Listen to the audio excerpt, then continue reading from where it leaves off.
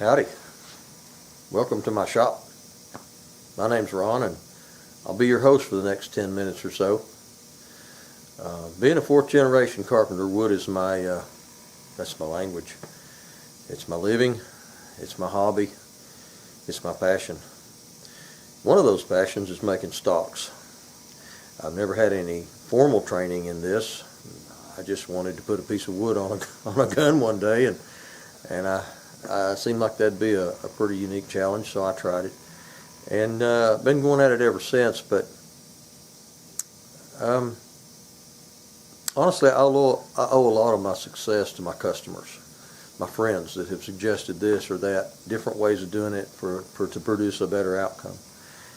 And so I appreciate them. I owe them a great deal. The finish that I use was suggested by a friend of mine that owns a gun shop in Georgia, a guy named Dan. I've been friends with him for many years, and I owe him for that knowledge. So I don't suggest that my way is the only way. That's just not the case. I picked up my abilities to do this from watching other people and seeing other things, and then figuring out how to do that. So it's a process. Some ways are better, cleaner, faster. They require less effort. On and on it goes. And I'm open to learning new and better ways. I'm always looking for that. My grandfather used to say, never let a day go by that you don't learn something. So when I do, I'll often look up, thanks, Pop, because no matter how old you get, you still need to be learning new things. So come on in, see what's going on today.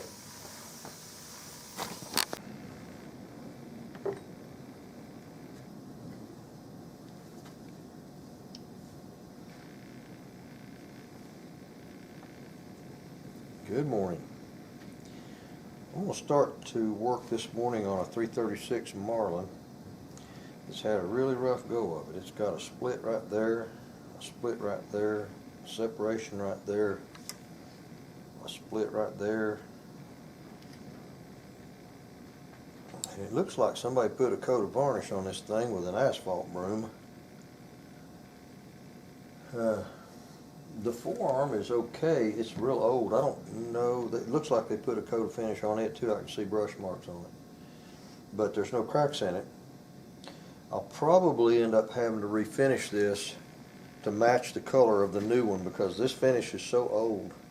This is probably a 70s gun. And the finish on these things ambers out. It just gets kind of orange, because that's the nature of varnish. Oil-based varnish is what they used to use on these things. And so I'll have to strip this after I make this and get the color of the two to match. The good thing is the butt pad and the grip cap are plastic, and they're okay. They've got a little varnish on them. I can scratch that off, but they're all right. And so I'm going to just take this thing apart and get going on this thing.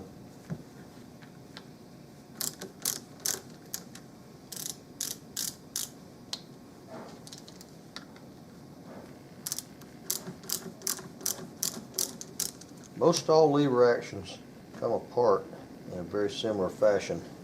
They are all pretty much grandkids of John Browning. They were invented by the master, and they all kind of come apart the same way. I'd say between Winchester and Henry and Marlin, they probably make 75% of all the lever actions out there. There's a few other companies that have kind of fooled around with them a little bit, but you have to be really careful with these little threads on these through bolts up here and here. Those threads are very, very fine, and they're not, they are prone to getting stripped out if you're not careful with them. Putting them back in is the worst thing. Taking them out's not bad.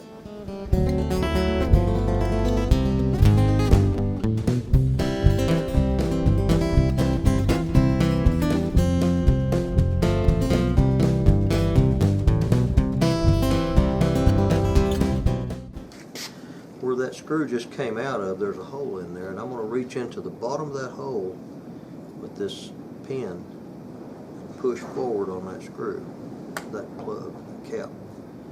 Alright, I got it out. That spring will come out of there like a maniac. You sort of need your ducks in a row when you turn that spring loose.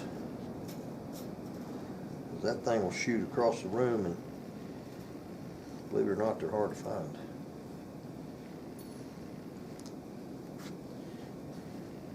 Now this tube can come out if it'll loosen up. That is the follower on the end of this spring.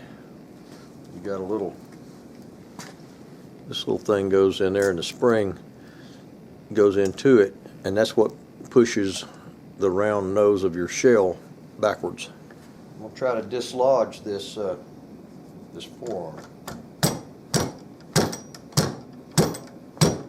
There it went.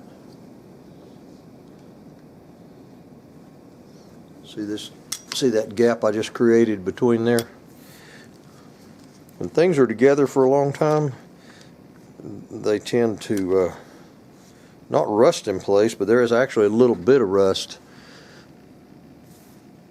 right there where this band was across the top of the barrel, and they just sort of get stuck.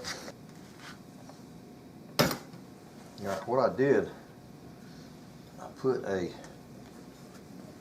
Phillips head round screwdriver in that hole, and I just pulled forward because, like I said, things get stuck. When you go to put this back, there's a little notch right there that lines up with this barrel band screw. There's a notch in the bottom of the barrel and a notch in the top of the tube.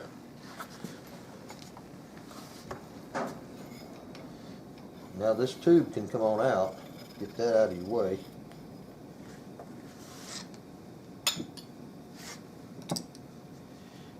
This barrel band can actually stay there, but it'd be good to loosen it and clean under it. But you do have to be careful that you don't scratch anything loosening it. And now this this band on the front of the forearm can come off, and they're not easy as well sometimes. Alright, that came on off. Now the forearm can drop off of there. It doesn't look bad in there. There's a little tiny bit of rust right in here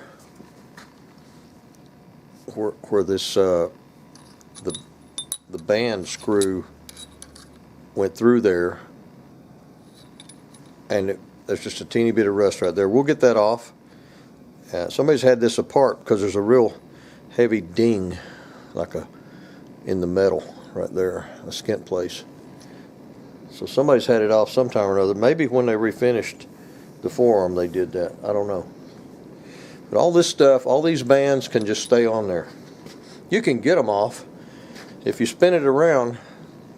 Turn this barrel band around the other way so that this slot clears that sight. You can rotate that 180 and then let it slide across the top of that sight, and this one also will just come off of there. But there's no point in taking them, completely removing them. They just get lost. I mean, they could. So now that's ready to be cleaned, and this forearm is ready to be stripped when the time comes. I'm going to leave it alone for right now. I'm going to start cutting out the shape of this buttstock. Find me a blank for it. This little target is Marlin's trademark, that little plastic target piece. And because this stock is shot, I'll take a chisel and I'll capture that thing and get it out of there, because I want this to go back as much like a true replacement as possible. And then these things are just a piece of plastic. I guess you could buy them somewhere, but I never have had to. And I got a piece of wood here that's really Really got some nice figure in it. This forearm is what I'm trying to match. I'm not going to match this because I want to throw that away. But there's a little jazz in the top of this forearm. Just a little bit of figure right in here. It's got this has got a little light coloring on the one side, which is not unusual for Marlin. But it's not a bad looking piece of wood. This side's the prettiest, obviously. And so I'm going to try to pick up on that figure. I've got a piece of wood. If it's big enough, if it's wide enough on this back end, I've got to chew into that with a bandsaw and see how far this bark goes. Because there's some softwood on the edge here. But if I've got enough, cut that off and see where that ends up.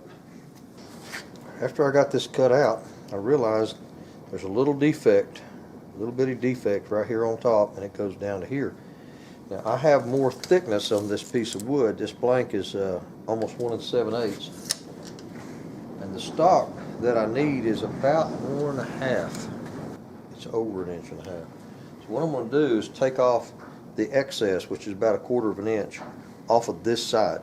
I'm going to run it back through the planer and remove as much as I can to shift the center of that thing over this way and get away from that bad place. Now the stock itself rounds over right there. See, it'll round over on top, and that'll cut out some more of that as well. As it rounds over, this part will be gone. So I'm going to take this thing down to about 1 5/8 inches. That's the thing about woodworking. You never know exactly what you got, and when you cut into something, you discover things like that. Especially around the prettiest grain, you'll have that stuff. Just a occupational hazard. Deal with it. I found a pretty piece of wood. I looked through several before I found this one. I even had one pretty much dressed down and ready to go, and it had a bad place in it. That's just the life of a woodworker.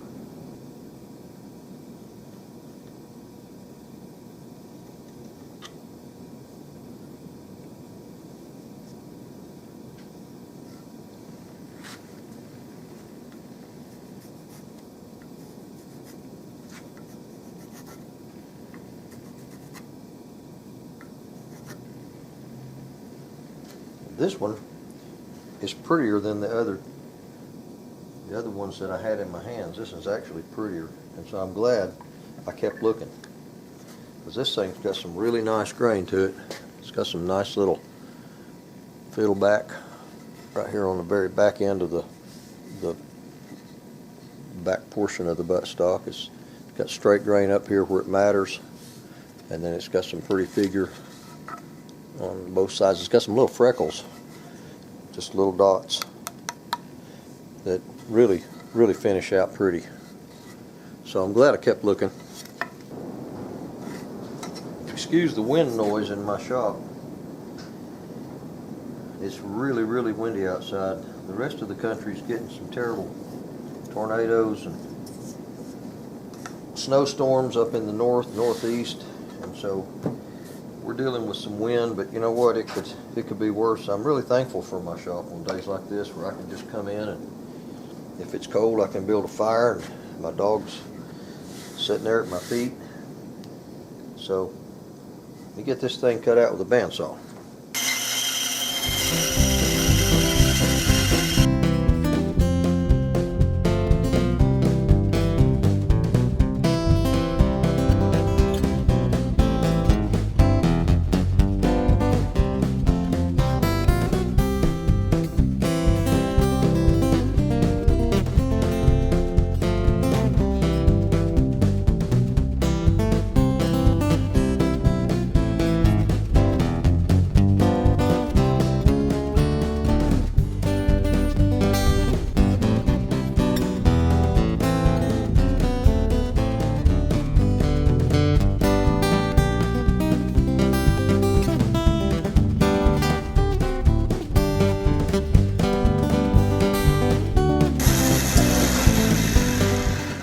Be a pretty nice little blank.